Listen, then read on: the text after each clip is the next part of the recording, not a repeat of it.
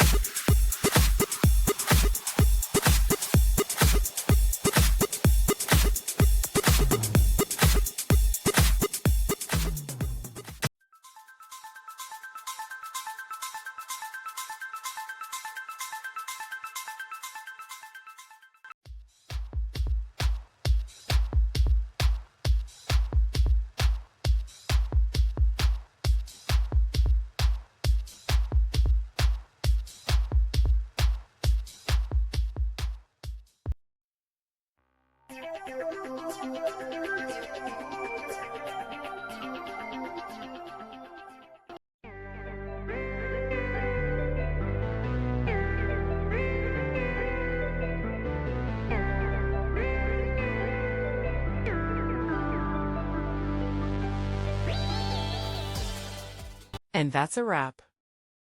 I hope you found the answer you were looking for. If you did, take a second to hit that subscribe button. It really helps out. And let me know in the comments which solution worked best for you. See you next time in the debug zone.